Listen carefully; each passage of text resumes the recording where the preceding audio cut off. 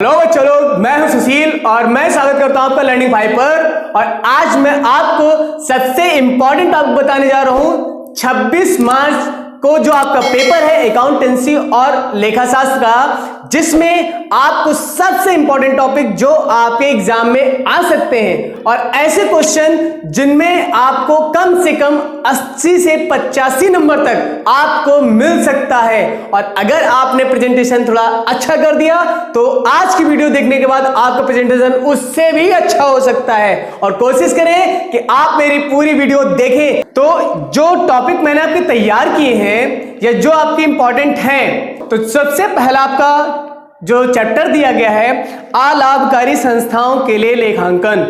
ठीक है, इसका मतलब यह है कि NPO non profit organisation chapter से है, जिसमें आपके लिए देखो बच्चों, सबसे इंपॉर्टेंट पार्ट यह है कि हर चैप्टर में उसका अर्थ और उद्देश्य और लाभ हानि, ये सबसे इंपॉर्टेंट कॉमन फैक्टर है जो हर चैप्टर में पूछे जाते हैं और आते भी हैं। तो मैं जो आपको टॉपिक बता रहा हूं वो मैक्सिमम एग्जाम में आ जाता है, जिसमें आपके पास बेटा सबसे इंपॉर्टेंट है लेखांकन में जो आपका एनपीओ का दिया गया है अर्थ, विशेषताएं। ठीक है, और दूसरा जो आपका अंतर पूछा जा सकता है वो है आय और व्यय एवं प्राप्ति एवं भुगतान में अंतर। तो बेटा ये जो क्वेश्चन मैं आपको बता रहा हूं ये आपके अति लघुत्तरी और लघुत्तरी प्रश्न में पूछे जा सकते हैं। ठीक है, और यहां पे चंदा या अभिदान का अर्थ, ये ऐसे क्वेश्चंस हैं जो आपके अति लघुत्तरी में पूछ सकता है। ठीक है, और आगे जो आपके दिए जाते हैं और इसमें से एक क्वेश्चन आपको यहां पर हल करना हो सकता है जो 10 नंबर में आएगा। ठीक है बच्चों, अच्छा अब नेक्स्ट चैप्टर आपका दिया गया है साझेदारी के लेखांकन। देखिए साझेदारी का लेखांकन पार्टनरशिप अकाउंट, ये चैप्टर एक ऐसा है जिसमें आपके कम से कम 3 चैप्टर जुड़े हुए हैं। पहला आपका इंट्रोडक्शन है, फंडामेंटल क्या है, दूसरा आपका change in profit and loss का है, और तीसरा एडमिशन का है। तो बच्चों मैं आपको बता दूं कि यहां पर जो क्वेश्चंस आपके हैं वो इन तीनों से जोड़कर ही मैंने बनाए हैं और जो सब में आपको मिलेंगे। कौन से? देखिए जब पार्टनरशिप पढ़ेंगे तो सबसे पहले उसमें साझेदारी की प्राकृत, तो नेचर कैसा होता है साझेदारी का। ठीक है, अच्छा अब इसके आगे जो आपके लघुत्तरी क्वेश्चन में पूछ सकते हैं, तो ऐसे क्वेश्चन है स्थिर एवं अस्थिर पूंजी के बीच में अंतर, तो difference between fixed and fluctuating capital. तो यहां पे ये ऐसा क्वेश्चन है जो आपका लघु उत्तरी में भी पूछ सकता है और अति लघुत्तरी में भी। ठीक है, और ख्याति को प्रभावित करने वाले तत्व, ये देखिए ख्याति को प्रभावित करने वाले तत्व, ये क्वेश्चन आपका दीर्घ उत्तरी में 5 नंबर का भी पूछ सकता है और 10 नंबर का भी। तो बच्चों ये आपको जो लिखने का तरीका है, तो अति लघुत्तरी आपको कम से कम 25 वर्ड से नीचे नहीं लिखने हैं, और आप जो दीर्घोत्तरी क्वेश्चन है उनमें कम से कम आपका 200 वर्ड से ज्यादा ही लिखना है। और लघुत्तरी प्रश्न जो आपके दिए गए हैं इसमें कम से कम आपके 75 वर्ड से लेकर आपके कम से कम 150 वर्ड तक लिख सकते हैं।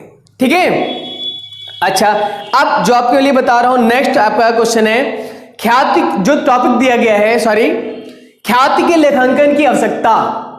तो ख्याति का लेखांकन की आवश्यकता क्यों पड़ती है? ठीक है ना, और जब ख्याति का लेखांकन होता है तो उस समय कौन कौन सी प्रविष्टियां की जाती हैं वो यहां पर आपका लघुत्तरी प्रश्न में पूछा जा सकता है। ठीक है बच्चों, अच्छा अब जो 2 नंबर या आपका जो आ सकता है 5 नंबर में औसत लाभ एवं अधिलाभ में अंतर। ठीक है ना बेटा, ये संक्षिप्त टिप्पणी वाइज पूछा जाता है। टिप्पणी टिप्पणी मतलब दे दिया गया कि औसत लाभ क्या है या अधिलाभ क्या है, उसमें आपको टिप्पणी देनी है।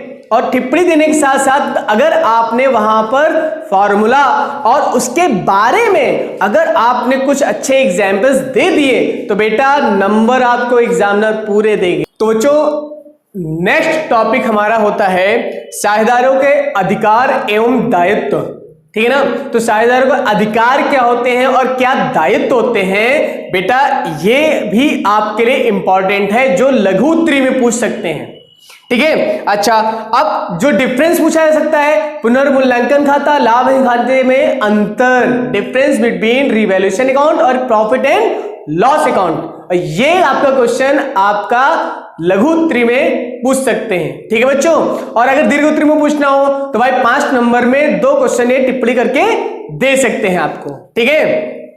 अच्छा, और नेक्स्ट आपका जो चैप्टर लिया गया है वो अंश पूंजी से मतलब कि शेयर्स चैप्टर से, जिसमें बेटा देखिए ये चैप्टर एक आपका बड़ा क्वेश्चन दिया गया है, जिसमें आपके पास एक प्रैक्टिकल क्वेश्चंस हो सकता है और इसमें थ्योरी के पोर्शंस भी काफी मिलेंगे आपको, जैसे आरक्षित पूंजी, अधिकृत पूंजी, ये टिप्पणियां हैं जिनमें टिप्पणी देने के लिए पूछा जा सकता है, ठीक है, जो 2 नंबर में आपसे पूछ सकते हैं।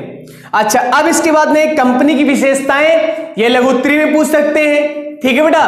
अच्छा, संतांश अधिमान अंश में अंतर, डिफरेंस पूछा जाता है, ठीक है, जो कि आपका 5 नंबर में आ सकते हैं। ये ऐसे टॉपिक है बेटा जो हर साल के पेपर में कॉमन है और ये ऐसे चैप्टर्स में है जो हर साल पूछे जाते हैं, ठीक है बेटा। अच्छा, अब अवशिष्ट याचना एवं अग्रिम मांग, ठीक है ना। 2020 में मैंने अब जैसे आपको बताया था कि अवशिष्ट यहाँ पे कॉल से एडवांस आया था, अग्रिम मांग आया था, तो अब इसमें अवशिष्ट याचना का भी तात्पर्य दे दिया गया है, तो ये भी टिप्पणी वाले हैं और अंतर डिफरेंस भी पूछ सकते हैं इसमें, ठीक है बेटा। अच्छा, अब जो लॉन्ग क्वेश्चन में पूछे जा सकते हैं उसमें अंशों के हरण की विधि एवं प्रविष्टियां, जर्नल एंट्री, ये आपका पूरा दीर्घ उत्तरी प्रश्न में पूछा जा सकता है जो कि 10 नंबर का है। और ये चैप्टर, ये जो प्रश्न है वो मैं आपको 2020 के सेट में समझा चुका हूं, ठीक है बेटा। और इस टॉपिक पे ध्यान दीजिएगा, बहुत ही इंपॉर्टेंट चैप्टर है ये। अच्छा, पूंजी संचय एवं संचित पूंजी में क्या अंतर है, जो डिफरेंस है वो भी पूछ सकते हैं। और ये आपका 5 नंबर का क्वेश्चन डन है और ये आपका अंश हो गया। और इसमें एक क्वेश्चन आपका एट पार या एट प्रीमियम से रिलेटेड जो रहेगा वो आपका आ सकता है प्रोराटा सहित के साथ, ठीक है बेटा। देखिए 2-3 साल में प्रोराटा के केसेस भी 1-2 मिले हैं, ठीक है। तो ये कोई जरूरी नहीं कि हाँ जो मैंने बता दिया वो पत्थर की लकीर हो गई। हाँ, ये है कि मैं अनुभव के आधार पर कह रहा हूं कि अगर जो टॉपिक मैंने बताए ये है 85 से 80 के बीच में आपके नंबर आ जाएंगे, ठीक है बेटा, ये आपके इंपॉर्टेंट है। अच्छा, अब जो नए चैप्टर आए हुए हैं, जो नए चैप्टर का मतलब जो 2 साल 3 साल पहले जुड़े हुए हैं, वो आपके हैं जैसे कंपनी के वित्त विवरण। अब वित्त विवरण होते क्या है, फाइनल अकाउंट, अंतिम खाते, और ये खाते जब कंपनी वर्ष के अंत में बनाती है तो बच्चों इसमें आपका है वित्त विवरण के उद्देश्य, विशेषताएं, सीमाएं, ठीक है। ये ऐसे टॉपिक हैं जो आपके लघु उत्तरी प्रश्न में पूछे जा सकते हैं, ठीक है। अच्छा, और मैंने बेटा आपको इसमें 2 टॉपिक और कराए थे, ध्यान दीजिएगा। कॉमन स्टेट जो आपके दिए हैं, वित्तीय तुलनात्मक विवरण और समान आकार वाले, ठीक है ना। तो कंपैरेटिव बैलेंस शीट और आपका कॉमन साइज स्टेटमेंट, ये मैंने आपको कराए हैं जिसमें प्रतिशत निकाल के प्रॉफिट लॉस या डिफरेंस बताते हैं, ठीक है। अच्छा, और एक अंतर और पूछ सकते हैं, चालू दायित्व एवं चालू संपत्ति, ये एक बेटा अंतर है जो बहुत ही अच्छा है और जो आपको दोनों टॉपिक अगर कंप्लीट है तो टिप्पणी और अंतर ये आ सकता है, ठीक है बच्चों। और इससे जो आपके और संबंधित क्वेश्चन है जैसे वित्त विवरण के उद्देश्य और वित्त विवरण की टेक्निकें, जिसे टूल्स कहते हैं, ठीक है ना। टेक्निक और टूल्स करके नाम यहां पर विधि करके आ सकता है, जिसमें मैंने आपको बताया था तुलनात्मक, समानकार, प्रवृत्ति विश्लेषण, अनुपात विश्लेषण, ठीक है, कैश फ्लो और फंड फ्लो। ये ऐसे टॉपिक हैं चैप्टर्स में जो आपके बहुत ही इंपॉर्टेंट हैं, ठीक है बच्चों। और इसी से संबंधित मैंने आपको क्वेश्चन समझाए थे। अच्छा, अब इसके बाद लास्ट चैप्टर आता है कैश फ्लो, ठीक है बेटा। तो कैश फ्लो बनाने के क्या उद्देश्य है और कैश फ्लो बनाने के क्या लाभ और हानियां हैं, ये बेटा सबसे इंपॉर्टेंट है जो आपको मैंने बता दिए हैं। तो अब बेटा सबसे इंपॉर्टेंट बात यह है कि आपको प्रश्न सॉल्व कौन से करने हैं, कौन से नहीं करने हैं। तो इसमें ये एक चीज ध्यान दीजिएगा कि ऐसे क्वेश्चन का आप चुनाव करें जिसमें आपको कम समय लग सकता है, और जितना आपका कम समय एक क्वेश्चन में लगेगा उतना ही आप दूसरे क्वेश्चन के लिए टाइम दे सकते हैं। और आपको जिस क्वेश्चन में विश्वास है कि हाँ आप अच्छे से कर सकते हो, अच्छे से एक्सप्लेन कर सकते हो, वो टाइम के हिसाब से ही करिए, ठीक है। तो मैं आपको बता दे रहा हूं, अति लघु त्रिप्रश्न के लिए कम से कम आप 5 मिनट दें, ठीक है। लघु त्रिप्रश्न के लिए कम से कम आप 10 मिनट दे सकते हैं, ठीक है। और दीर्घ त्रिप्रश्न के लिए कम से कम आपके 15 मिनट आप दे सकते हैं, जिसमें आपका पेपर कंप्लीट हो जाएगा और छूटेगा भी नहीं। और छूटने की यहां अगर कोई आशंका होती है तो बेटा कोशिश ये करिएगा कि आप अपने एफर्ट के हिसाब से टाइम मैनेज करके किसी भी तरीके से उसे हल जरूर करिएगा। और खास बात कि आप उन क्वेश्चन पे ही ध्यान दें ज्यादा जो आप कर सकते हैं, और उसको आप अच्छी तरीके से आप हल करने के साथ साथ नंबर गेन कर सकते हैं, ठीक है बेटा। अच्छा, और दूसरी बात ये कि आप जब क्वेश्चन हल कर रहे हैं तो उनमें टिप्पणी, उनके अर्थ और पहले क्वेश्चन पढ़कर तब लिखिएगा।